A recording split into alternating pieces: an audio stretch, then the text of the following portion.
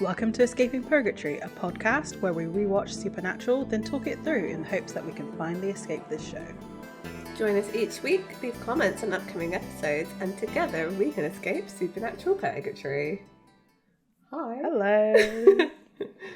This week, we're probably talking about one of the most famous episodes outside of 15, 20 of the entire series. Right? Yeah, I would say so. I think we were saying before, I think I've watched this episode maybe 5 times. Me too. Like, it's one of those episodes that, like, you can just throw on and kind of enjoy and, like, not really think too hard about it. It's not a particularly angsty episode, I guess, you know? Yeah, like, I mean, there's a little bit, but it's like, it's done in such a funny way. Yeah. That you just kind of, well, for me, I skipped over it. I was like, oh yeah, this is actually kind of, but yeah, so we're talking about season 4, episode 6, Yellow Fever. Yeah, so this episode was actually written by Andrew Dabb. This is his first episode that he wrote for Supernatural alongside Daniel Laughlin and was directed by Phil Segresha. So yeah, interesting to see what Dabb was thinking as he is a future showrunner. Showrunner that couldn't rein in his writers, unfortunately.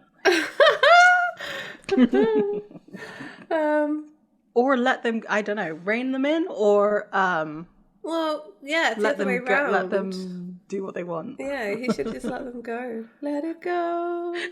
I'm in a real weird mood today. I think it's quite appropriate for this episode, to be honest. Yeah, I think so. It's a bit of a wild one, I suppose. Like, the thing is about this episode is, like, it's funny, and then there's some moments that are, like, truly horrific. That's true. That is really true. Like, yeah, some of the visuals of this episode are just like, oh, yeah, not sure how I feel about that. It's a little bit uncomfortable because you're like, ha ha ha, and they're like, oh, ooh, no, I don't want to think about that. It's hitting you when you're not expecting it. I mean, yeah, basically, it really is whiplash. This episode, I feel like I could probably have recounted it without watching it, because there weren't any sort of, some of the other episodes where I felt this way, there was like a surprise conversation that happened that I was like, oh, I forgot this happened. But no, I think this one's pretty ingrained. Like, some of the stuff I was like, oh, okay, that was a little different than I remember, but the beats of the episode were all in the noggin. Yeah, I know this one pretty well too. Like, there's some stuff that makes more sense in context, I guess. Yeah. After watching the first 3 seasons again and then watching this. But yeah, it has all the classic moments. I think there's like, I want to say 3, 1, 2, I'm going to say 4 moments from this that are just gift constantly. But yeah, so I feel like this is a fan favourite episode as well. Mm-hmm. Yeah, definitely. For sure. So I guess we can get into it. So the recap, it was like the introduction of Lilith, the demon blood stuff, a bit of Cass. It's all like a jumble of stuff. Like it felt like it was supposed to be a plot heavy episode with all of the introductions that was given. Yeah. But it really wasn't. Like, they did Cass's whole speech about, like, I pulled you out of hell, I'll throw you back. And then it kind of had a little bit to do with this episode, but like, not really. not in the same way as like how that was used. Maybe they wanted us to be like, maybe it's because we've watched this episode too many times. Maybe they were actually like, oh, you know, let's make them believe that Dean is going to die in this episode. Yeah, maybe. But we were like, we knew the whole time, so it doesn't have the same impact anymore. I guess so. And also, it's like, I feel like if Dean was sent back to hell, he would just be dragged out again. Like, so? I don't think like the stakes are as high anymore, because we know that like angels can come get souls now. I don't know. Cass has Dean's soul on a bungee. Yes. I was thinking more like Cass just being like, God damn it. Like, being frustrated. Like, he got himself killed again. Cosmic bungee. You know, the souls are connected now. Garth would be so proud. He's just got like toddler reins on Dean's soul. Put him back in. Oh, that's an amazing visual. I know. I like it. So the beginning of this episode, we hear like breathing, and It's funny because what you said at the end of season, like No Rest for the Wicked, like you could tell it was Dean from the breathing. I was like, oh yeah, that's totally true now too. Right? You can tell.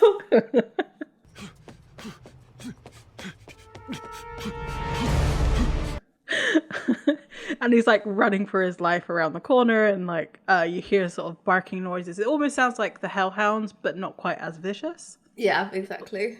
As he runs around the corner, he knocks over a shopping cart of a homeless man. Mm-hmm. Dean like yells at the man saying, "Run, it'll kill you." And the camera pans over to this like little Yorkie with like a little pink bow in its fringe. It's a pretty cute dog. Also, I like a Yorkie, but I will say, and this is a very controversial statement because I'm sure there's people out there that have small dogs, the smaller the dogs, the more evil it is. Oh, yeah. It's like ponies. Sure. Do you think it was like just because of who turns up in this episode, like, I say turns up in quotation marks, turns up in this episode, like, because, you know, like, Lilith is this innocent, possessing an innocent little girl, and then there's this like innocent looking dog. Was that the dog that got, you know, or the pet or whatever it was that got smushed in that episode? Oh, it could be, yeah. Yeah. Oh. Yeah, because we never get to see. I want to say Mr. Giggles, but I don't know if that's right. I don't think it's Mr. Giggles, but I quite like that. Let's keep Mr. Giggles. I think Mr. Giggles was the patient in season 3 with Rufus, like the guy who was just had his kidney cut out. I do not remember. I have no recollection of a Mr. Giggles, but my brain is cheese, so you could well be right. We cut back in time to Sam and Dean in a morgue, and they've introduced themselves as Agent Tyler and Agent Perry. Fine. Mm-hmm. They are there to investigate a guy who's died of a heart attack, and it's kind of weird because he was like in really good health, and there had been some other heart attacks in the area as well, in Maumee, sure, somewhere. They're in Colorado. Okay. They're somewhere. The coroner is not very on board with their investigation, and they kind of have to, you know, he says like, this is not my problem, this guy's just had a heart attack, like hasn't done an autopsy. They have to ask him, and he makes them stand over him while he does this autopsy. I got sort of like, I say flash forwards to, is it My Bloody Valentine? With like, I think Dean holds a heart in that episode too. Yeah, you know, he's asking if it's the first time around the dead body, and they're like, no. Dean says far from it. I did notice this little like snippet that the coroner asked Dean to hand him the rib cutters, and he knows exactly what that is. Mm-hmm. And I'm thinking, why do you know, Dean? I don't want to know why you know, but I know why you know. And, you know, they notice while he's kind of like doing this autopsy that, you know, this guy is missing a wedding ring. He's like got a tan line on his hand, and his arm is full of scratches. And I wrote here in my notes, road rash. So I clearly either remembered this episode.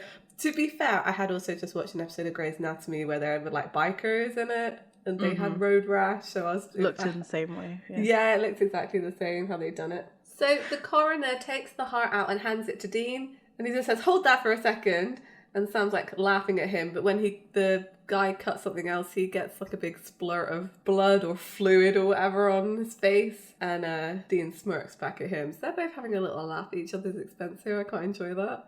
Mm-hmm. Though Sam definitely got the worst end of the deal on that one, getting hit by spleen juice, as they put it. Spleen juice? Disgusting. I don't know if we have any coroners that listen to our show, but like, I mean, I guess it could happen if you compress on something and there's still fluid inside, but like, this body is 3 days old. Yeah, I wouldn't expect there to be like pressure, but maybe, I don't know. I've never done an autopsy. Neither have I. We don't dissect animals in our school system in England, so... No, that's true, actually. Not even at university did I do. Oh, really? Yeah. So we cut again to the sheriff's office, and they are waiting opposite this deputy at a desk, and Dean and him like smirk at each other. Why? The sheriff comes in and he says, "Hell's bells," which I kind of love. Hell's bells. The deputy's name is Linus. he goes like, have you seen my... And then he like gets introduced to Sam and Dean as federal agents and is kind of annoyed that they weren't introduced earlier. He lets them into his office but makes them take off their shoes before they come in. It seems like, although it's obviously this guy is a bit of a germphobe, if you had an emergency to go to as a sheriff and you have to like stop to put on your shoes. Yeah, that's really not good. And I thought, okay, so maybe he's taking the shoes off because he has like carpet or something, but he doesn't. He has like tiled floors. I'm like, of all things to be barefoot on or like just in socks on, it's not pleasant. No, like, and it's just continuation of the tile from the office as well. So yeah, they go into his office and they shake hands and he introduces himself as Al Britton. And then once they're sat down, he gets out this huge bottle of hand sanitizer. And I was just thinking, like, this doesn't seem that weird anymore. Yeah, no. The only thing weird about it is like how much he puts on his hand. Because, you know, like, especially now, you know, everybo's used it all the time for the past 2 years. You know, he put that much on his hands. His hands are going to be wet for hours. Why is he using that much? It's so... it's wild. They explain that they're looking into this guy's, Frank's, death, you know, and apparently the sheriff's men had found the body, which is why they came to him. And Sheriff explains that him and Frank were really good friends. They were gamecocks. Dean finds this hilarious. Of course he does. But it turns out it's just their softball team's name. It says they're majestic animals. I assume they're some kind of bird, but I'd have no idea. I'm pretty sure they're like a pheasant. That sounds right. Surely, right? A pheasant, yeah. In my mind, as a pheasant. I don't know if it's not or not. Like, he had a statue of a bird on his desk. I wonder if that was it. But like, that kind of looked like a pheasant, I guess. It's just chicken. It's a rooster. Well, there you go. Yeah. Okay.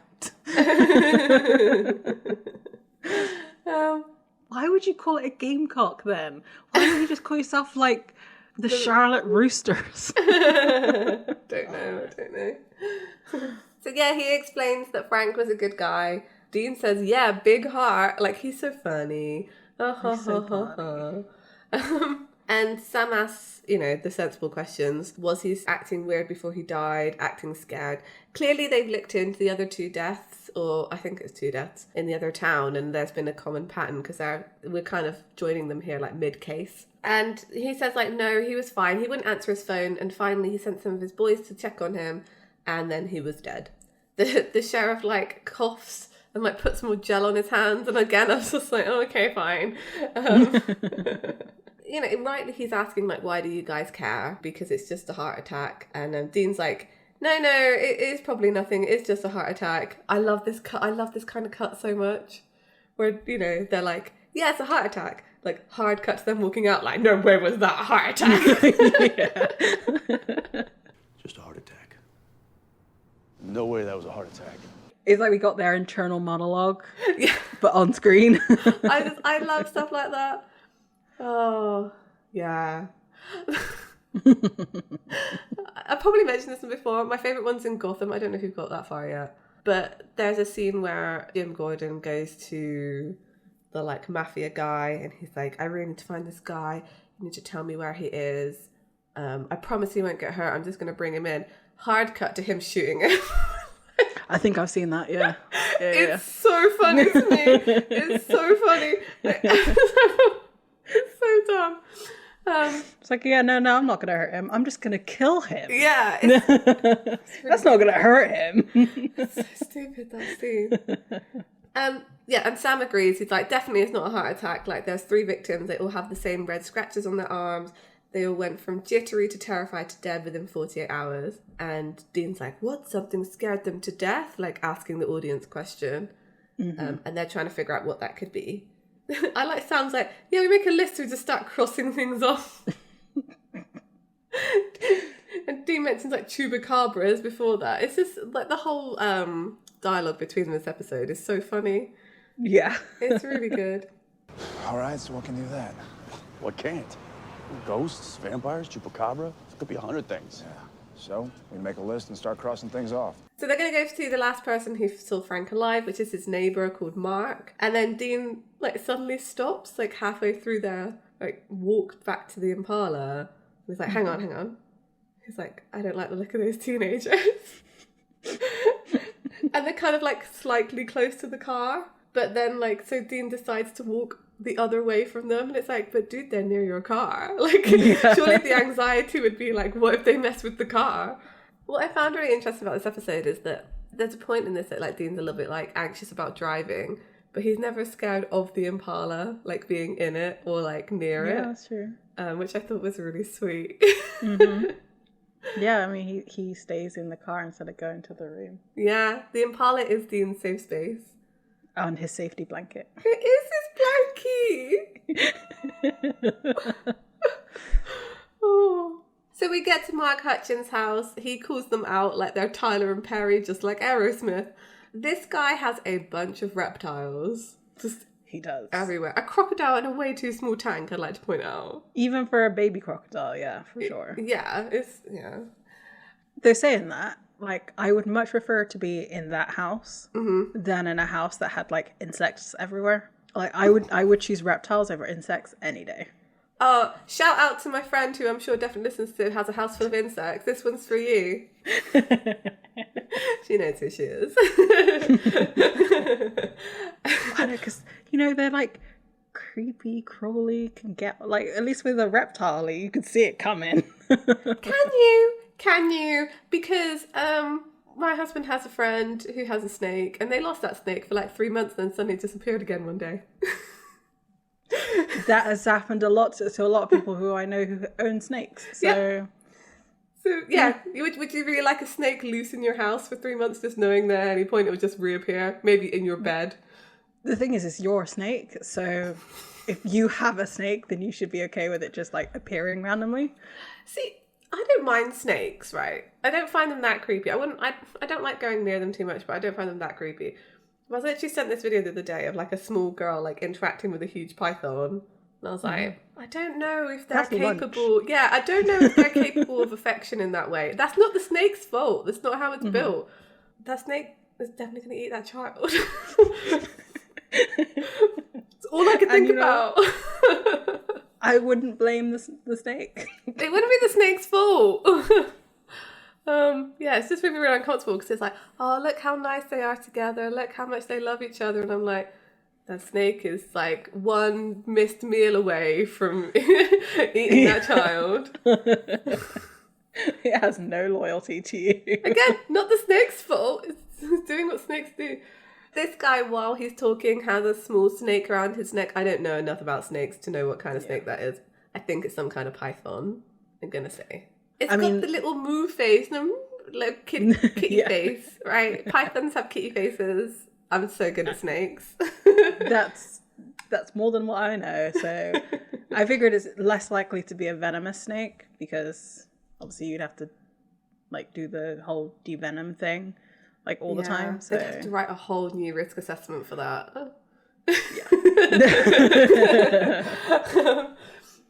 They're asking the last time that he saw Frank. He said it was Monday. He was watching me from his window and I waved at him, but he closed the curtain. So clearly he was deep in his anxiety, scaredness stages. Mark confirms that he was totally freaking out. And when they ask what scared him, Mark just says, yeah, it was witches. Like it was like a totally normal thing. Like, yeah. Witches. Love that. But it turns out that it's like the witches from The Wizard of Oz. He said that green bitch was out to get him. Wild take on Wizard of Oz. And they're just saying he was scared of everything. Absolutely everything. I like, my favourite one is Pez dispensers with their dead lies. Sure. Yeah. During this whole conversation, Dean's looking around the room like really out of sorts. They kind of ask what Frank was like, and it turns out that like he was a dick in high school, like a bully, essentially. Like a bully. I mean, he probably taped half the town's butt cheeks together. Mine included. That's such a weird, like, I can't even... How? What? Yeah, how?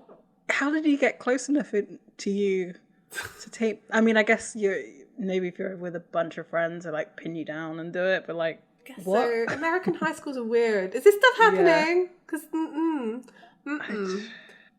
And yeah, so they're saying that like he annoyed a lot of people, but Mark doesn't really think that he like annoyed people to the point of being murdered because he had changed since his wife died. It turns out that she died about 20 years ago and he was really like broken up about it. He doesn't really explain any further what happened to her at this point. This is where Dean really starts freaking out about the snake that Mark has on him.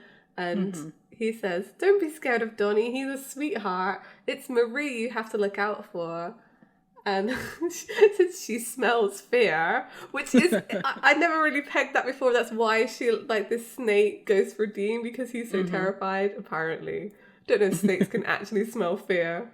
And there's this big old, like, albino python that kind of comes around the front of the, like, over the top of the sofa.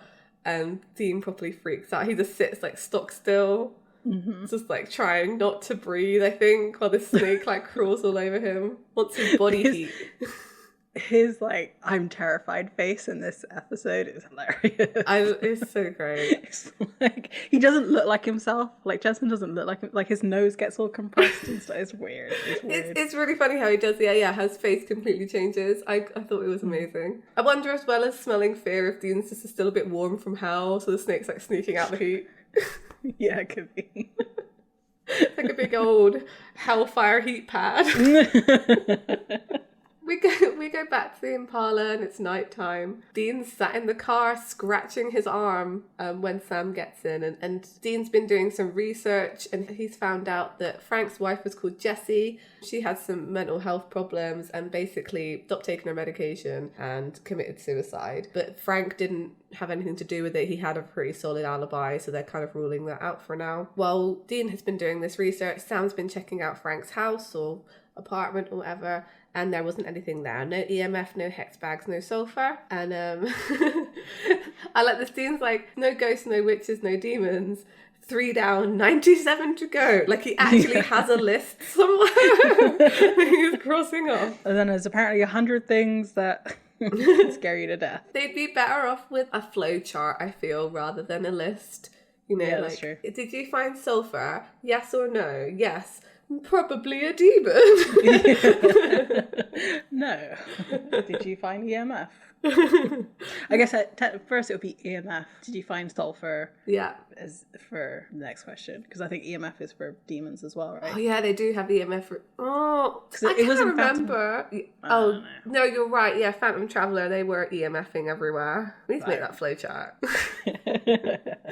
A hunter flowchart. Yeah. It's sufficient. So Dean is driving and Sam calls him out and is like, you're driving the speed limit. That's the speed limit. But what, safety's a crime now? He drives past where they're staying as well, and Sam calls him out on it, and Dean says, I'm not going to make a left-hand turn into oncoming traffic. I'm not suicidal. And Sam looks at him like really confused then, and Dean then looks at him really confused like, did I just say that? That's kind of weird. With that, the EMF reader just starts going off, and they kind of hear it as Sam pulls it back out again. And he moves it towards and away from Dean, and it turns out that Dean is setting it off. I don't know why I love this so much, where Dean's just like, am I haunted? Like, it's great. There's some really great, like I said, there's some really great lines in this episode, but they are made by the delivery, because I would almost say like Dean's he's obviously out of character because he's like got this weird ghost sickness or whatever it is, but it's like so out of character to the point like we haven't seen him like this before ever. No, and it's like even when he has been scared, he doesn't show it in this way. No, not at all. This is almost like out of body experience fear. Yeah, it's real weird. I feel like there's some kind of glimpse of Dean here that we're getting without all of like John's conditioning and like training and stuff. Maybe this is what Dean would be like if he hadn't been trained as a hunter from like birth. Terrified of like yeah. A careful driver, you know, doesn't like eating unhealthy. Doesn't. I mean, the fear of dogs is understandable. He did get ripped apart by hellhounds. Yes, yeah.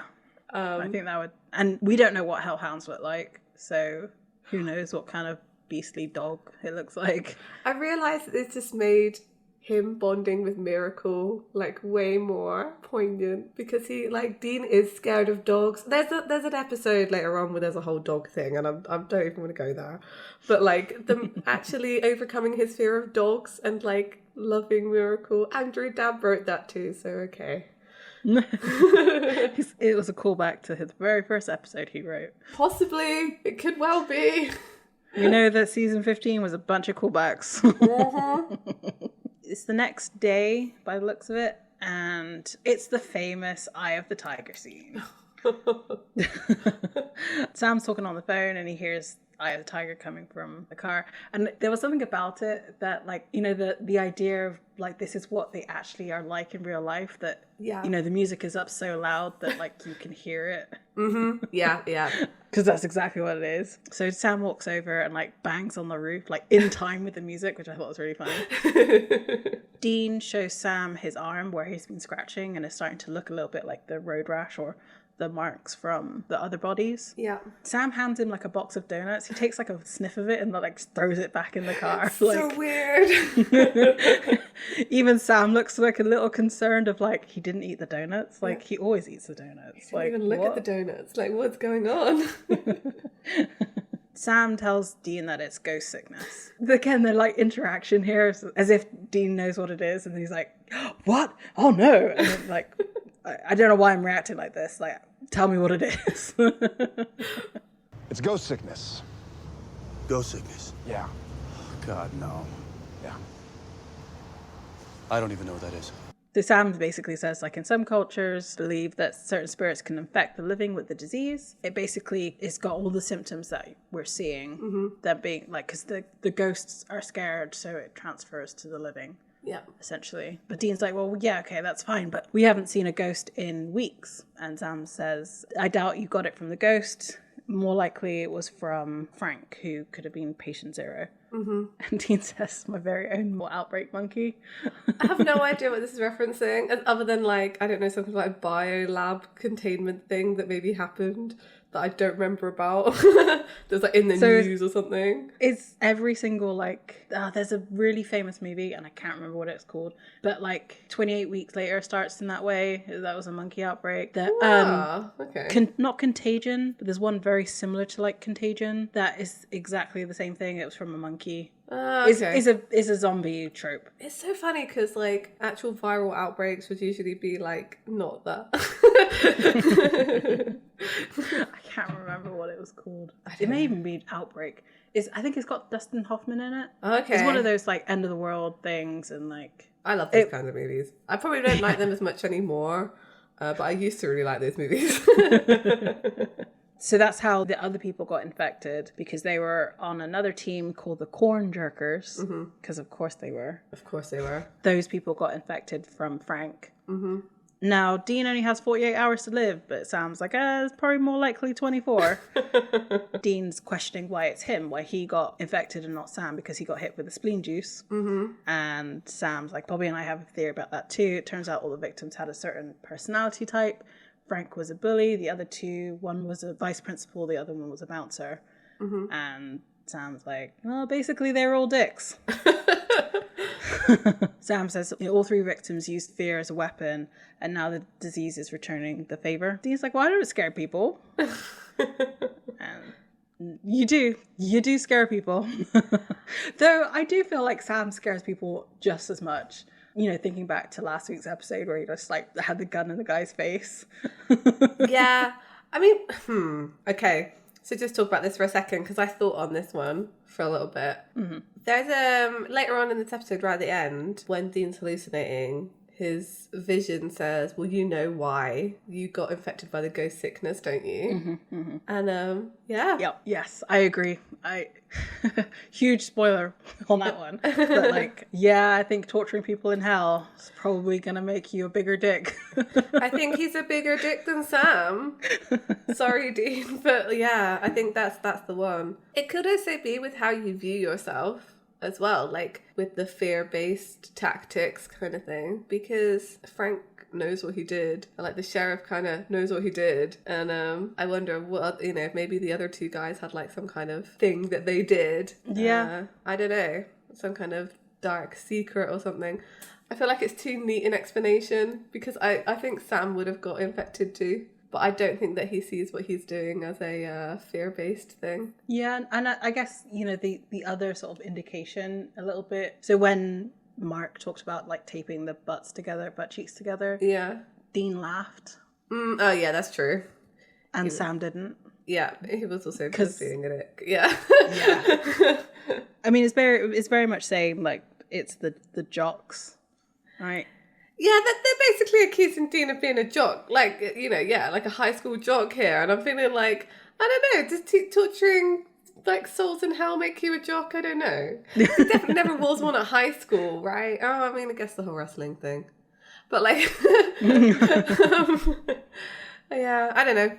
It makes for a funny episode because I do feel like Dean being scared is funnier than it would be Sam being scared in this case. I don't know why that's funnier. Because I do know why it's funnier. It's because Dean puts out such a macho persona like most of the time that seeing that drop entirely is funny.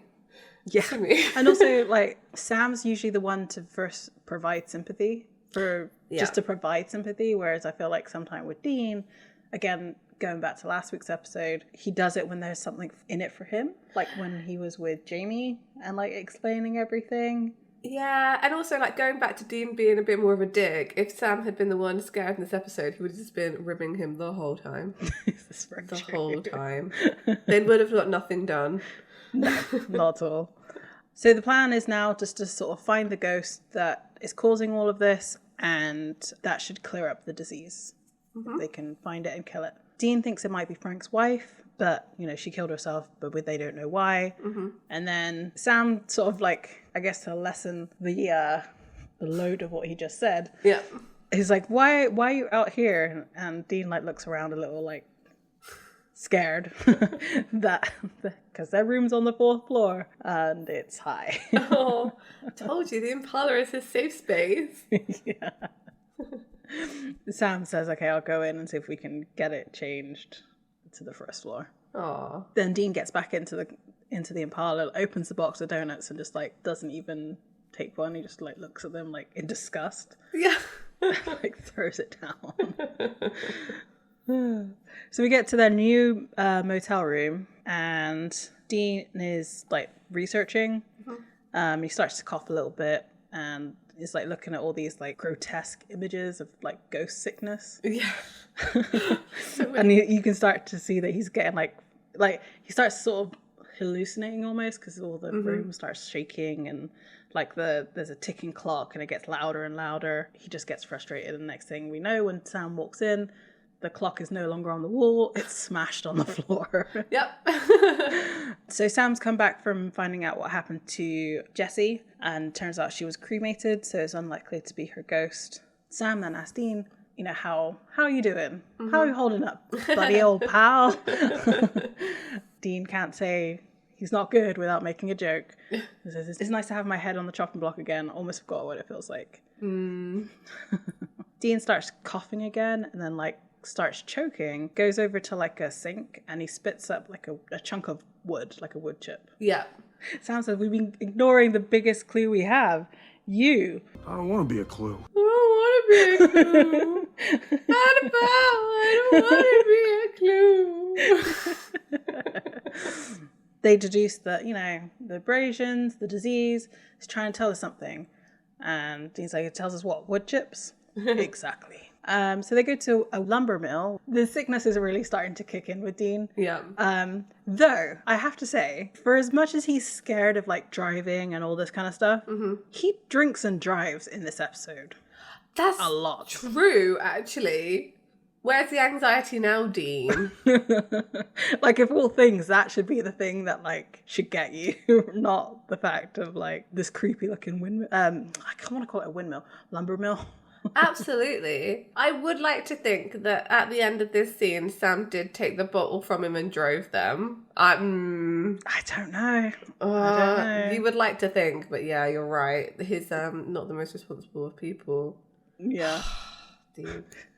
Because Dean like chugs like half a bottle of whiskey. Like, I mean, it's not like, it's like flask size. I mean, a bit bigger than a flask. So it's not like it's like a giant bottle of whiskey, but it's big enough. It's big enough. Yeah, it's big enough. Well, what's even more annoying about this is like, again, like Andrew Dabb like writing this kind of playing into the fact that like Dean uses alcohol to cope with stressful situations. Mm-hmm. Doesn't ever address it in the end of the series. Dean never addresses that issue at all. Not at all. Frustrating. Yeah. Dean's like, I don't want to go in there. And Sam says, well, I need backup. I can't go in alone. Like, you're going in. And then Sam tries to hand him a gun. And he's like, no, it could just go off. I mean, this is exactly my thing with guns. I'm like, if I touch it, it's just going to go off. Like, yeah. He picks up something. He's like, I'll just man the flashlight. So cute. I don't know why I think about holding a flashlight with like two hands. Like, it's me. And as they go into the lumber mill, the EMF keeps going on, off and off and off, and obviously it's not going to work because Dean is giving off EMF from the sickness. Mm-hmm. Sam finds Frank's wedding ring on the ground because it's engraved. They're like, oh, why was Frank even here? Doesn't really make sense. And then they hear like a noise. Mm-hmm. They walk over to some lockers. The famous scream.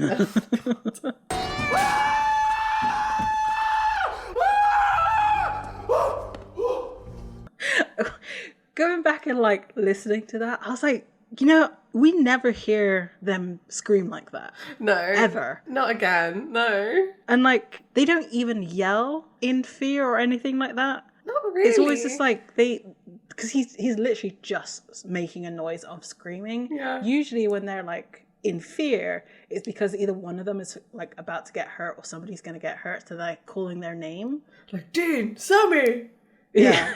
Exactly. It's a very manly like growl of fear that they normally do, like oh, oh. It's not some kind of like, this is some kind of B-movie horror final girl scream. Yeah, totally. We have often speculated that Dean is the final girl, and then but so like proving it here. I think we were saying at the end of the last episode that Jensen wished that he hadn't gone quite so far with this one. Yeah. I mean, you can really hurt yourself by screaming. Well, maybe this scream is the reason for this like lower and lower voices throughout the season. To counteract. Well, maybe he damaged his vocal cords at this point, so started kind of here and ended season 15 like really down here. All thanks to this. Maybe.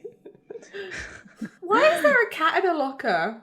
I always think that every time I watch this, it's like, how'd that cat get in the locker? Why is it there? I don't know. No idea. Ghost cat? I think it's a ghost cat. Oh, you know what? It could be. I think it is a ghost cat. Yeah. Yeah, I'm gonna go with you on that one. Sam finds an ID on the ground, and it's someone named Luther Garland. Dean finds some like pictures on this desk, and it's Frank's wife. Sam makes a weird point here, like a weird line, like something that I would never imagine he would say. He just says plot thickens. I'm like, that's a Dean line, surely, not a Sam line. I love Sam in this. This is another episode where like Sam's just along for the ride. Like, the situation's kind of difficult, but it's kind of funny too. So he's just sort of like chilling out. It's like last episode. It's like, That's true. I forgot to mention, when they're walking into the lumber mill, did you notice that like Dean is shaking, like the beam of light is not steady? No, I didn't. That's such a nice detail. Yeah. I thought I was like, oh, well done. Dean picks up the drawing, but it rips because I guess it's like somewhat stuck to the table. Over Sam's shoulder, we see just a man in the corner, just like looking in the corner. And as soon as I saw this, I was like, Amy's gonna hate this. I hate this. I hate everything about it. I hate it. People stood in corners is the scariest thing. It's the scariest thing. It's creepy, right? It's creepy. Yes. Especially since like, why is he doing that at this time? Because like the mill turns on at the same time as all of this is happening. Yeah. But it's like, there's nothing in the corner for you there.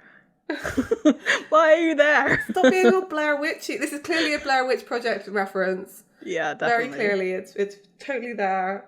hated the ending of the Blair Witch Project. Do you know what I hate most about the ending of the Blair Witch Project? Is that I got I watched it very young, and I think someone told me that there were like alternate, more scary endings. And I was like, thank goodness I didn't watch those, because the ending I watched was really scary. I don't think there are any alternate endings to the Blair Witch Project. I just think it was some kind of weird rumor.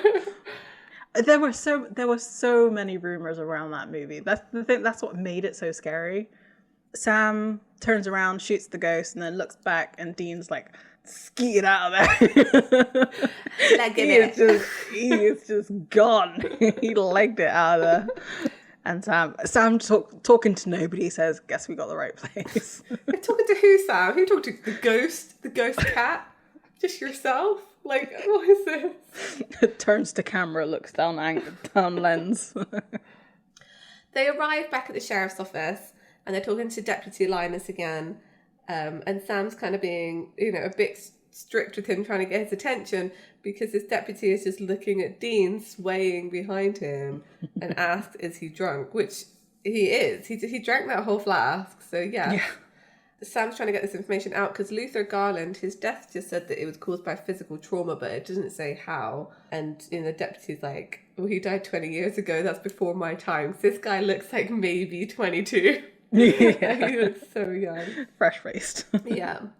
They can talk to the sheriff, but the deputy says that he's out sick today. And Sam says, okay, if he's ready, call us. As they go to leave, Dean just sort of sways in place and then just looks at the deputy and is like, you're awesome. And the deputy's like, you too. It's such a cute moment. You're awesome. People often point to this as an example of Dean flirting with the guy almost. Because it's like, there's no other reason. I mean, he's drunk, so maybe he's letting his guard down a little bit. But there's no other reason for him to be I don't know, flirting with this deputy, let's be real.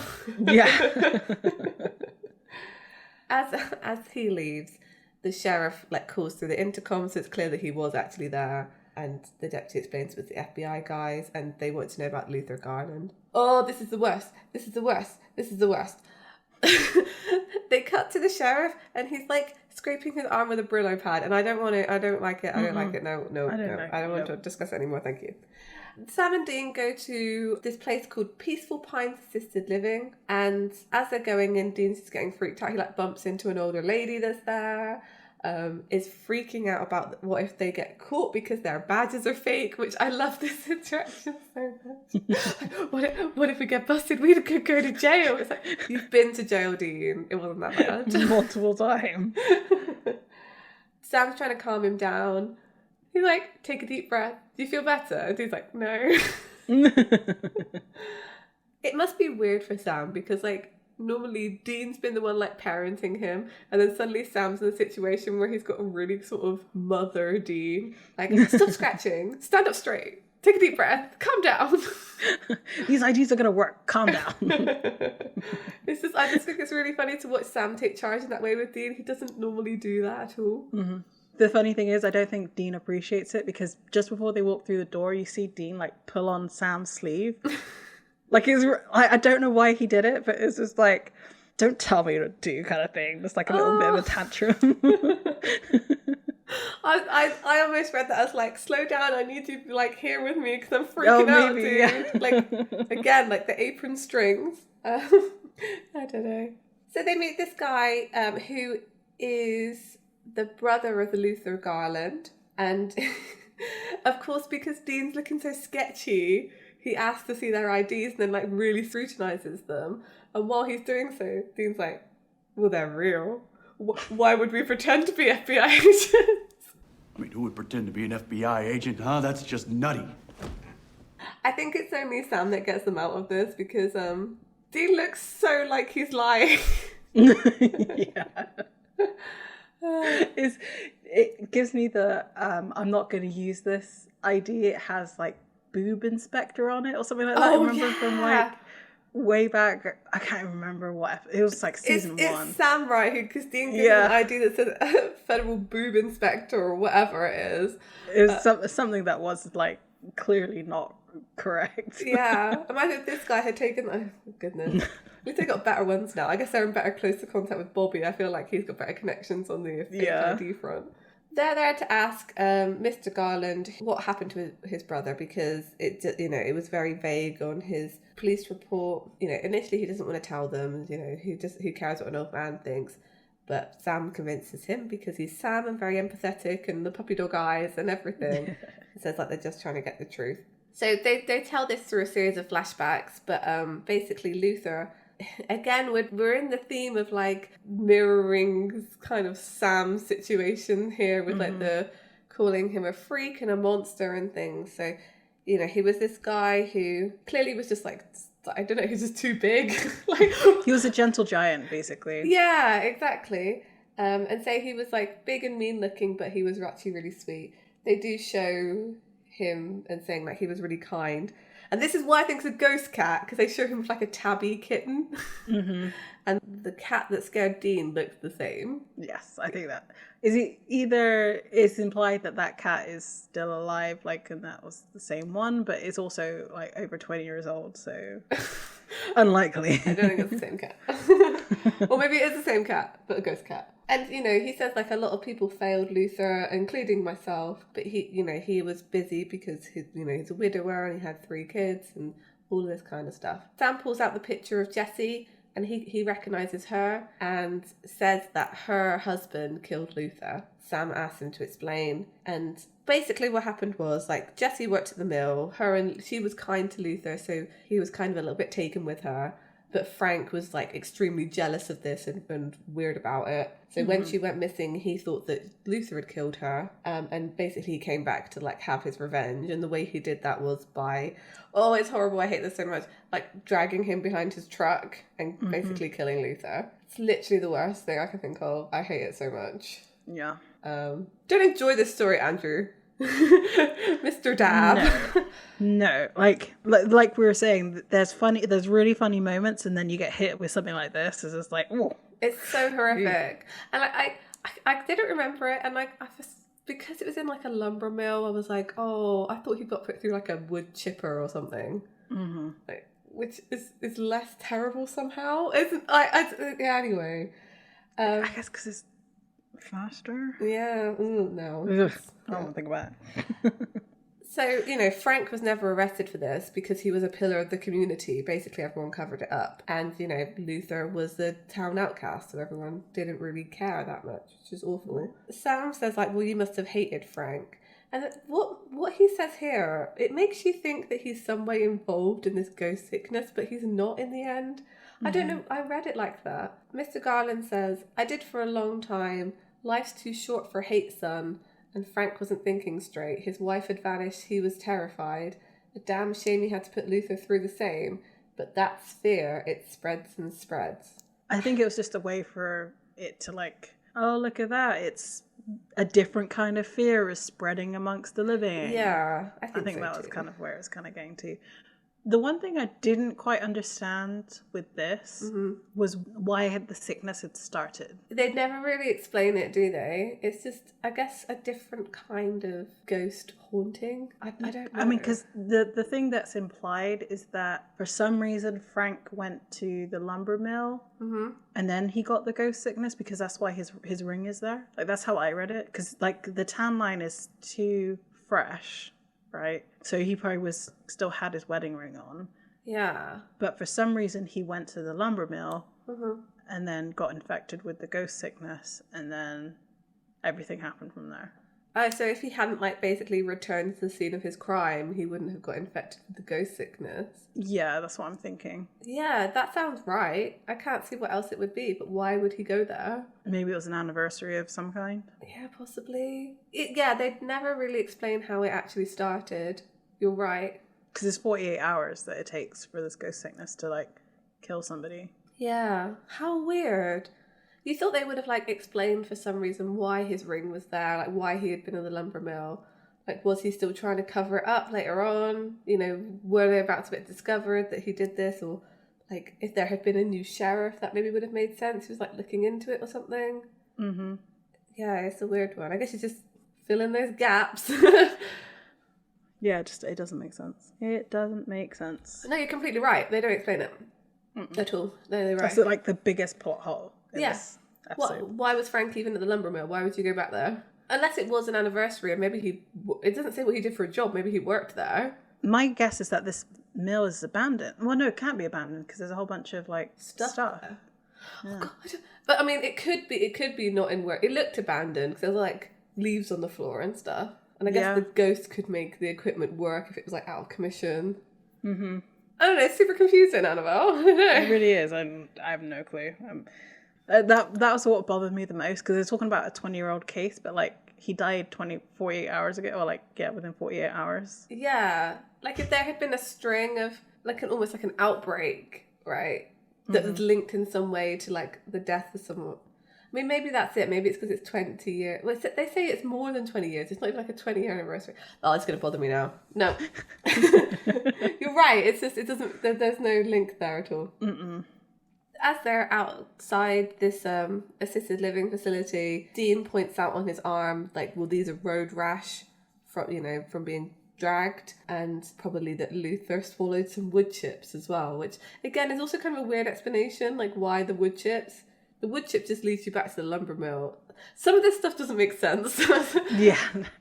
It's the ear print all over again. It is ear print, yeah. Sam says, like, well, your experience is death in slow motion.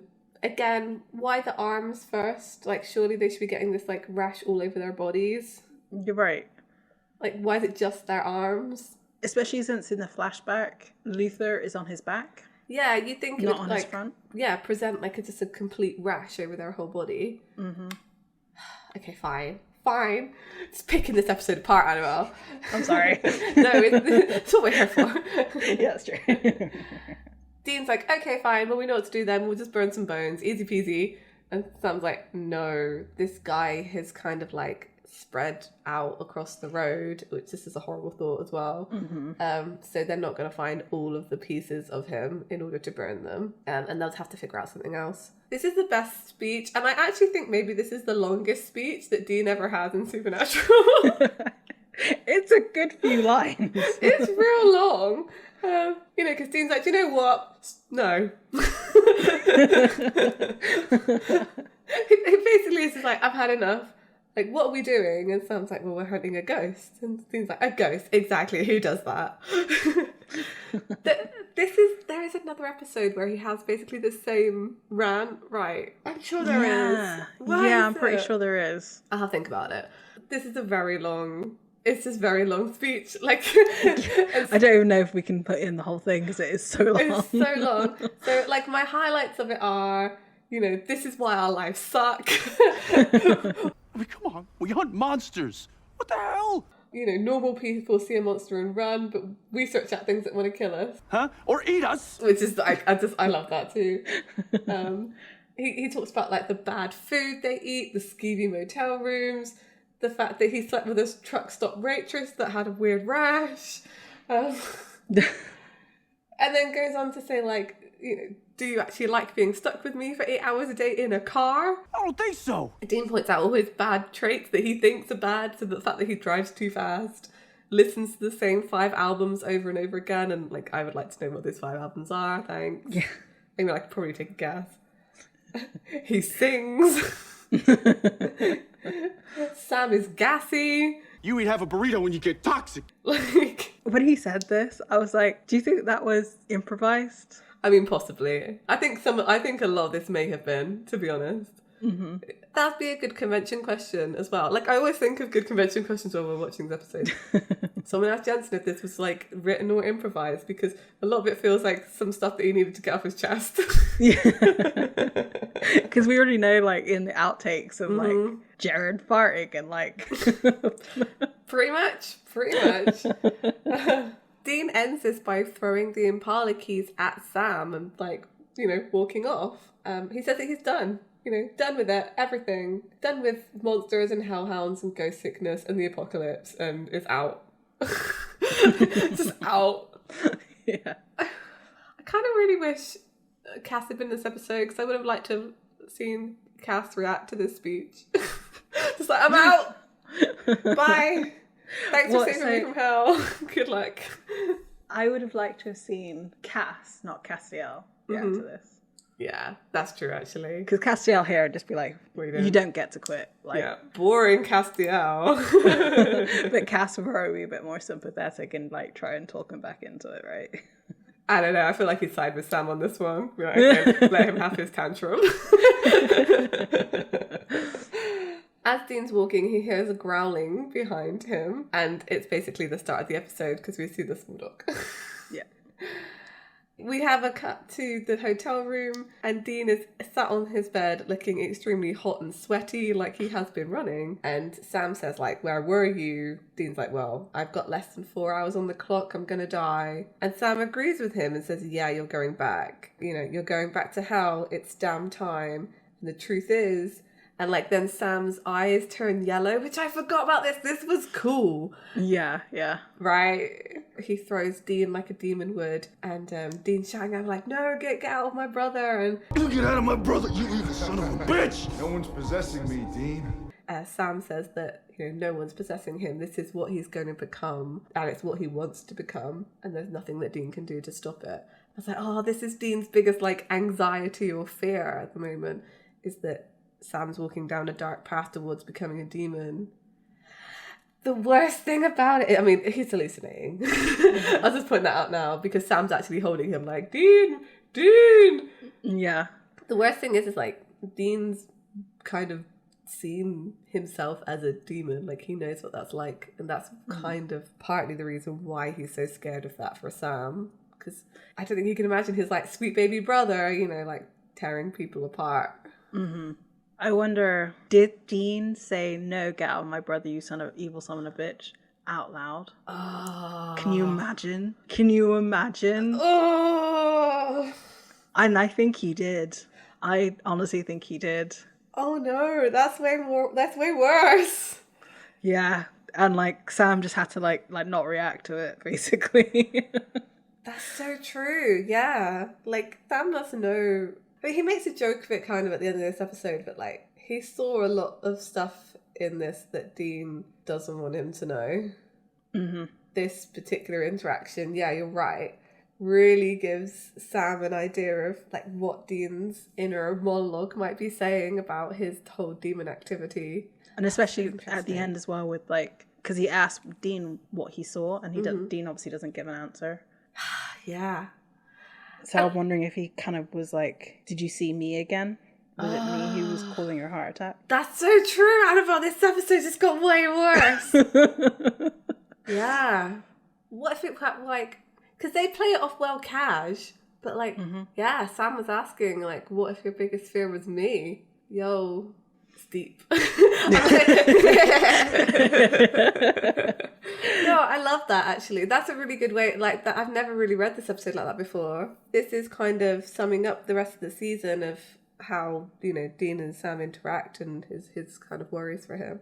I do love the visual of yellow-eyed Sam too. I just love it. I thought it was so cool. It's different to his like Lucifer possessed Sam as well.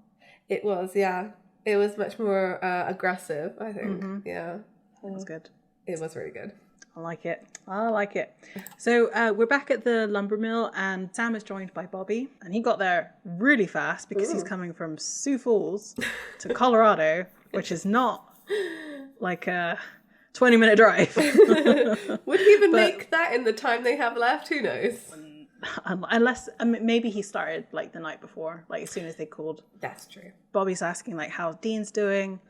That, you know, Dean's homesick, and it cuts to Dean and he's watching like Pokey and I can't remember the name of it. He's watching Gumby. It's Gumby. It just came to me because I was sat there watching the episode and I was like, oh, no, we've said this name so many times. Like, what is it? It's Gumby. And the horse Pokey gets dragged away in this very much like Luther did, and he's like, "Oh God, that's not helping." Bobby asks about the hallucinations. Sam says, "Yeah, a few hours ago." So that's why I'm like, he probably said it out loud. Definitely did. Oh crap! They have about 2 hours left because they saw the coroner about 8, so I'm guessing it's about 6 in the morning. Sam asks Bobby what he's found, and he hands him a book in Japanese of the Endo period. Jim Beaver can actually speak Japanese. You Like, believe it? Yeah, it's legit. Yeah? Yeah. I know he's actually speaking Japanese. I just wondered if he as an actor just learned it. No, he actually knows Japanese. Oh, okay. I didn't know that. That's really cool. I don't know what he said. Probably along the lines of like, "You're being an idiot." Yeah. I'm Bobby. Of course, I know Japanese. It's basically confirming ghost sickness, but it's like in another culture. Yeah. And Sam asks how you kill it, and it's just the usual of burning the remains. For Bora Bora, which is the Japanese version, since it's born of fear, you can kill it with fear. Yeah. So they have to scare the ghost to death. They're trying to formulate a plan. Back at the motel room, Dean's phone rings, and they sort of are like, "Hey, so, has Bobby got a plan? What are we going to be doing?" Sam's like, "Yeah, good plan. Yeah, we got a plan." What is it? Just a good plan, all right? No, hang in there. And again, there's this whole thing of like saying one thing, but in the next scene, This is a terrible plan. Yeah, tell me about it. I'll never get tired of it. They could do it like 5 times an episode and I will love it every single time. Like every single time. I absolutely love it. Bobby's like, "I know you said scare the ghost to death, but this." And Sam's like, "Well, if you've got a better idea, I'm all for it." Back at the motel, Dean is starting to really hallucinate and like it's hellhounds again. Yeah. And the door is rattling, but the door is actually rattling because the sheriff is there and he knocks down the door and is asking Dean why they're looking into Luther Garland's death. Yeah. And Dean notices that the sheriff is bleeding on his arm and that, he's also got the ghost sickness and that he needs to relax, which, as we all know, when someone tells you to relax, that never works. No, it's makes me super angry. Yeah, exactly. The sheriff starts yelling at him, saying that, Frank was my friend. He made a mistake and I didn't bust him. So what? I'm not going to go down over that, and points a gun at Dean. I love the fact that Dean just like smacks the gun out of his hand. No. He's like, "I don't like these things." And then they sort of start to fight. He has a heart attack and dies, basically. Pretty much, yeah. He just gets too like het up and dies. Mm-hmm. Yep. The ghost sickness claims another victim. Woo! Yes. So I'm guessing he caught the ghost sickness after he went to go visit Frank's body. Like, there was a whole explanation where like they had a baseball party and everyone caught it there. But his was after. I don't know. Some of the timing on this is a little weird. Yeah, because I read it as like Frank went to a super spreader event, like gave it to everyone else. But I guess, yeah, the sheriff got it later somehow, even though they play on the same team. Look. Which, actually, do you think it was ghost sickness? I don't think it was. I think it was actually his own paranoia that got him, because the blood on his arm was from him taking the Brillo pad. But it was itchy, like Dean's been scratching his arm the whole time. And like that coupled with like the germophobia that we've seen with him, I think that's it. I still think like it's ghost sickness, but like because like I think that's probably already there, and the ghost sickness like heightened it. Yeah, I guess so. Yeah, I guess so. See, because I originally thought that Dean caught the ghost sickness from the sheriff, and it actually jumped like a virus does from like person to person, rather than just from the source of Frank. But I don't know. I don't think that they say that he got it from Frank, and they continue that the whole episode. So yeah, I don't know. It doesn't make sense for when the sheriff died, because he dies like 30 minutes before Dean does, even less, 10 minutes even. Yeah, so like who knows? I really don't. Like yeah, it doesn't make much sense. There's some weird leaps in this episode. They shouldn't have established the 48-hour rule, basically. Yeah. That was the problem with this. They were too rigid in their lore. In their lore, yeah. So we're back at the mill, and we hear Bobby over the walkie-talkie asking Sam if he's had any luck, but the ghost is not coming out. It's like he's scared. Aw, yeah. So Sam's like, "Well, I guess I'm going to have to make him angry." And he puts the shotgun down and starts like tearing up the pictures that he drew. And I was just like, I felt really bad. Because this guy didn't do anything wrong, right? No. And he's only really getting revenge on his murderers, the guy who aided his murderer by covering up, and 2 guys that sound like they were dicks. And like at that point, it's not really his fault. No, the ghost is not at fault here. Anyway. So he starts ripping them up and like taunting him. And then he turns around. And I love this. Sam looks down, or Jared looks down to see where a ghost would be. Because obviously, usually they're shorter than him, but he has to look up. I thought that was really good. I was watching this with someone else, and like I said, oh, this guy must be really tall. Yeah. Or he stood on a box. Exactly that. I think he might be that tall though. I think he might be that tall. I didn't notice the looking down thing. That's so good. Like, good job, Jared. That's a great acting choice. Definitely. We're then back at the motel, and like you see that Dean has like covered the sheriff's face up with like a towel. Oh dear. You hear like a little girl's voice, and it's Lilith. And she's like, oh, you know, it's time for you to go back now, you know. And he's like, oh, you're not real, you know. And Lilith's like, it doesn't matter. And she starts to taunt him as well. Don't you remember all the fun you had down there? And you remember every second. Now, do we ever get confirmation outside of this that it's 40 years? 4 months is 40 years. Yeah, I thought this too when I heard it, because I was like, oh, I didn't remember that this number came from Lilith. I have a feeling, and I'm going to be proved wrong, that Dean, like, he regurgitates this later to Sam. Yeah, I feel like he does talk about this to Sam and says the 40 years as well, but maybe I'm going to be proved wrong on that. I don't think we have an exact conversion to how time moves on Earth compared to how time moves in hell, and people just use this as a guideline. Because yeah, she says like, but it's too perfect a conversion.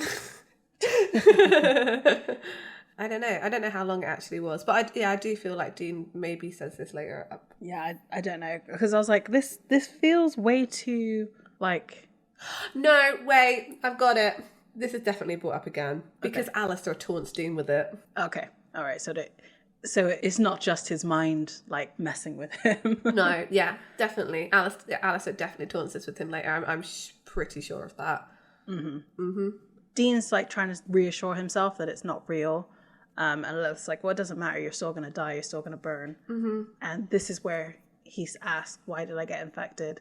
And I love the fact that this Lilith kept the same speech patterns that she did as when she was real. Because she calls him a silly goose. Yeah, as she did in Ruby's body, right? Yeah, I like that too. She just says, silly goose, you know why? She says, listen to your heart. And like the way she says ba-boom, like over and over again, I'm just like, that stayed in my mind, and I didn't realize how much it stayed in my mind because when she was saying it, I was like, this feels so familiar. Yeah. As she's saying ba-boom, ba-boom over and over again, we cut to Sam and he's fighting Luther. I was going to say Lucifer. Luther. It all gets very intense. There's the music build up, and Sam manages to get the chain around Luther and tells Bobby to punch it without the walkie-talkie, but somehow it works. Good point. Hey, is Bobby Chewbacca? Oh. Yeah. Yep. All right. He's the Chewbacca in their trio. Yes, he is. There you go. Yep. And then Luther is basically killed again in the way that he was killed in real life. He kind of smokes out almost. Yeah. I thought about this. So because this is pretty horrific on Sam. There's two things there. This is pretty horrific on Sam's part, but if he managed to free Luther's soul, it's kind of justified. As well as saving Dean, obviously. But this doesn't look like how they normally manage to, like, exorcise ghosts. Yeah.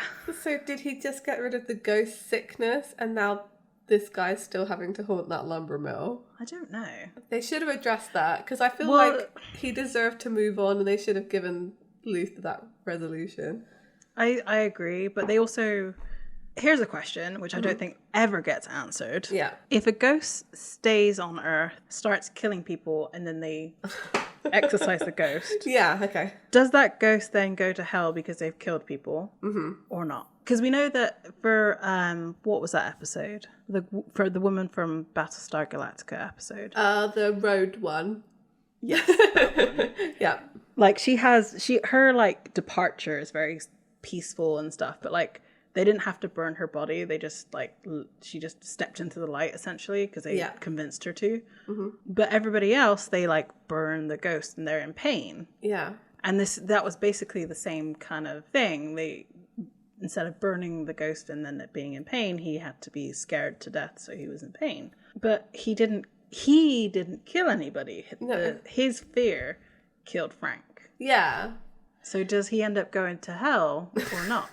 We need to like Good Place. You seen The Good Place? Yeah. Yeah, we need to like Good Place, the supernatural TV show, and be like, do you gain karma points after you've died? You know, if you decide to be a good ghost after you've been a terrible person, do you then get to go to heaven? Or, but then it's a tough one because you already know the afterlife exists, so you're kind of like trying to game the system. I don't know. I would think in Supernatural you would be, just because some of the interactions they have with ghosts, I feel like they're judged on the deeds of their living selves rather than their dead selves. I think there are other instances, I feel like there must be, where they see like ghosts that have killed people but were okay people when they were alive, like piecing out. I feel like that must be the case. I don't know though. Lisa deserves to go to heaven. I agree. Like he did nothing wrong. He had a pet kitten that he took care of. He was kind to animals, full stop. Yeah. And he did nothing wrong. It's not your fault that you scared people. Exactly. And they didn't try to be kind to you. Yeah. Justice for Luther. They're in Chuck's universe, I don't know, it's probably still a ghost. Yeah, that's fair. The other thing is that this definitely confirms that Dean got infected because he tortured souls in hell, so that's super fun for us. Yep. Yeah. Yeah. I hate that. I'm not looking forward to them actually like fully addressing this in the season because they're kind of skirting around the edges of it at the moment. And then I like remember episodes like on the head of a pin, and I'm like, I don't know if I can cope through that. I don't know how I'm going to survive that episode at all. And it's written by this guy.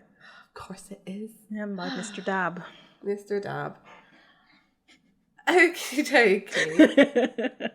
So, for all of you who didn't know, I just did a dab. It was very cool. It was like super on trend too. Yeah. Most fun you can have is like dabbing Forever Teenager and just like watch them like cringe away from you. Okay, so we end this episode. We are somewhere. No longer at the lumber mill. There's Dean's car, so the Impala, and Bobby's car is there, and they're all kind of stood around. And Dean's taken off his jacket.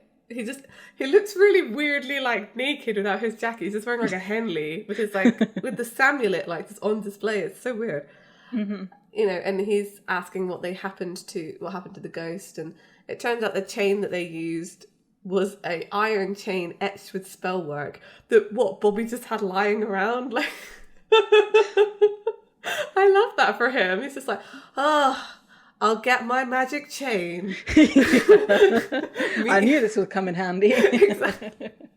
Bobby's sitting there like in his rocking chair like in the evenings etching a chain. Sam does say like it was what he was most afraid of, but it was pretty brutal. I'm surprised Sam doesn't feel worse about this. He's just like, yeah, I'm quite matter of fact about it, but I guess he was saving Dean, so yeah, morality is a bit more screwy when that happens. That's very true. And Dean says like, I'm on the outside, I'm still alive, go team. So I love. Sam asks how he's feeling, and Dean said he's fine. And then Bobby's like, are you sure? Because this line of work can get awfully scary. So Sam clearly told Bobby everything that Dean said to him. Of course he did. Which I love so much. And Dean's like puts back on his macho face. It's like, I'm fine. You want to go hunting? I'll hunt. I'll kill anything. Bobby just says like, he's adorable. I love this ribbing on Dean. It feels so. It's a very father-son dynamic, this whole thing. Yeah. Like I love it so much because this is like, yes, this is the kind of relationship you should have with your dad, where they're just like quietly ribbing you with your other sibling. Just like Because Dean doesn't get it a lot. Sam gets it a lot. Dean doesn't. Yeah. No. And Bobby leaves. He says, like, you drive safe. Bobby's got such a piece of crap car. I know. I'm like, what? What? You must... I guess he works in a salvage yard, so he probably fixed that car with whatever parts from other cars he can find. Like a Franken car. So. Sam asks Dean as Bobby drives off, what else did you see near the end? You know, when you were hallucinating. And Dean's like, well, you know, a cop was beating me up. And he's like, no, like, seriously. Dean looks at Sam and he sees that same yellow flash on him. So maybe he's not completely over the ghost sickness. Mm-hmm. And Dean just jokes that it was howler monkeys because those things creep the hell out of him. And Sam just, like, drops it. He's like, okay. And Dean does have a kind of quiet moment. He's like, you know, it's just the usual stuff. No, just the usual stuff, Sammy. Nothing I couldn't handle. Which I kind of like that moment that it didn't end on a joke, that it ended on like maybe something a little bit more serious, because Sam does know, like, he does understand, although they don't talk about it very much. They do go through the same crap a lot of the time, so he knows the kinds of things that Dean would be scared of. But going back to what I was saying, that Sam heard exactly what he said, and he says, nothing I can't handle. It's like, Oh, that's true. what is that saying about, like, him seeing Sam as Yellow Eyes? That's something that he can handle. What way, Dean? I guess he's just adding it to the nightmare fuel. You know, at this point in your life, it's like, what am I going to dream about tonight? Is it going to be hellhounds chasing me? Those 40 years I spent in hell? My brother becoming a demon? Like, what's the flavour of the month? It's at some point it all becomes background trauma. Yeah, it's very true. I'm guessing he is kind of telling Sam here that, like, he's dealing with it. In his own way, he's dealing with his own fears about Sam. Mm-hmm. And, you know, the last episode, Sam said he was going to give all that demon stuff up, so it's fine. Well, yeah, the episode before last. Oh, yeah, you're right. It was the episode before last. Yeah, so it's, there's what's he got to worry about? You know, if Sam says he's not going to do demon stuff anymore, surely Sam's not going to do demon stuff anymore. So, of course, it's all fine. Yeah, you can always take Sam at his word. Yeah. And you can take Sam at his word more than you can take Dean at his word, actually. That's true. Yeah. The lies are big. But it's fine because they only generally tell the big lies to the people that they care about. So, you know. Yeah. I mean, overall, this is a fun episode. You're right, there's some big old plot holes in here. And ultimately, this is a filler episode. It is. Yeah, definitely. There's no real plot point. I mean, there is like an allusion to like Dean actually remembering his time in hell, which we already kind of knew that anyway, just because of the flashes and stuff. I guess this is more like, it's a little bit saying, oh, maybe suggesting what he did in hell. That hasn't really been brought up yet. Right. Properly. So there's a couple of things here, isn't there? There's also like the picking up of the tools and stuff. There's a few hints and stuff that he tortured people in hell. But yeah. It didn't need to. That could have been in any episode though. This was a filler. So. Yeah, definitely was. It was a time for them to like cut loose a little bit, I guess. I mean, this episode ends after the credits with like, it's still so funny to me because it's just, I think it comes up with, it just says Supernatural presents Jensen Ackles, like no other commentary, like this is him, guys. Yeah, this is what we have to deal with on set all the goddamn time. Because I mean, you've all seen Jensen doing Eye of the Tiger. Like, I'm not going to go through all of it. Apart from the fact I'm pretty sure he stood on the door of the car at one point, not actually on the roof. I always thought he stood on the roof. It's like on the door of the car. Yeah, to get up to sit off onto the roof, yeah. Yeah, it just takes a bit of more balance than I was expecting. The best thing about that whole clip is the people you can hear like laughing in the background. Mm-hmm. And I'm pretty sure at the end, I think it must be like Robert Singer or something. I just assume it is Bob Singer. Like, yeah, okay, come on then. Or that someone says something like that. Like, it's quite good. It really is. I forgot to mention this, but in this episode, like at the beginning of this episode, Jensen is so tanned. Like, he got off of the tanning bed and was like, let's go record this episode. Maybe they ran out of his foundation shade that week. I love that. And I feel like you can really see it in the eye of the tiger. Yeah, that's true. Actually, I mean, this is. I guess I didn't put much edit on it, but it's quite. I really like it. I feel like because they already kind of had it with the gag reels coming up to this point. There's something about that clip that did kind of change some of the tone of some of the outtakes and things that they have, and I feel like they knew that people wanted to see this kind of stuff because this kind of stuff must happen on TV sets, like, you know, not regularly, but like semi-regularly, that people like fecking about. Yeah. But the fact that like they started, because I really don't think anyone was doing it other than Supernatural, like putting a lot of that content out there.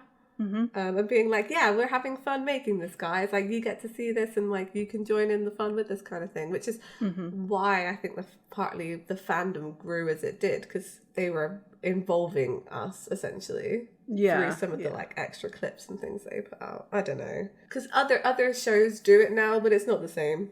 It's really not. Yeah, everyone go. You know, just treat yourselves. Go and watch the Eye of the Tiger clip and have a little laugh and just brighten your day. That's what you should do after listening to this. And go use your leg as a guitar. Yeah, do it. Safely. Safely, but don't hurt yourselves. So yeah, I'm like really great. I love this episode. What's the next one, Annabelle? The next one is It's the Great Pumpkin, Sam Winchester. And I have to say, no idea. Oh, okay. No idea. I don't remember this one at all. It's done something to do with demons. Well, of course. It's Sam Winchester in the title. Is it a Charlie Brown reference? Yeah. Yeah, that's what I thought. Charlie Brown's not a big thing in the UK like it is in America. We don't have it on as like a holiday special like you guys do. No, so. And I don't think I've ever watched any. I don't think I've watched the full Charlie Brown Christmas special, so yeah, we'll I'm looking forward to that one. It should be really good. And we are getting through this season. I'm so excited. I know, like we've already gotten some really good episodes, and like we still have a whole bunch of really good ones to come. But yeah, I'm definitely excited for where this is going. Season 4 is on it, man. It's on it. I'm getting big season 2 vibes where I'm like, this is so good. I forgot how good this was. Yeah. But I'm also getting that, like, I'm guessing this is why Supernatural did so well, because we just had season 2, which was really consistently really good. Mm-hmm. Season 3 was surprisingly really good. Yeah. And then it continued into this, and then I think season 5 it just was. Season 5 is really good too. Okay, well, yeah, maybe season 6 isn't. Anyway, I guess we'll find out, because, like I said, a lot of this starts to get mashed together for me, because I know I binge watched. I'm pretty sure I binge watched most of season 4 and 5. So all of that was just like squished. I'm like, I cannot separate the two. Yeah, I think, you know, you might as well call it like part A, part B, season 4, season 5, because it really is the same plot line all the way through. Mm-hmm. Yeah. Okay, so at the end of the episode, I would like to thank the Pixel Agora for his wonderful artwork on our podcast. If you would like to buy any of that beautiful artwork, then please go to Redbubble or go commission Jay on his Tumblr. Do it. If you'd like to talk to us, we're on all the social media, so Twitter, Tumblr, Instagram, YouTube as well. We've had a fair few comments on our YouTube videos, so yeah, come hang out. We will try and reply as soon as possible. Yeah. We're pretty good. We usually do. Amy's much better than I am. I spend too much time on my phone. We are Escaping Purgatory Podcast, or Escaping Podcast. So this week, we had a little aside. We got very terrified, but then we sang a little song together. So, you know, it made it all better. It did. You know, a little bit Eye of the Tiger, a little bit of motivation, just what we needed to carry on going. So hopefully next week we'll find our way out. Bye. Bye.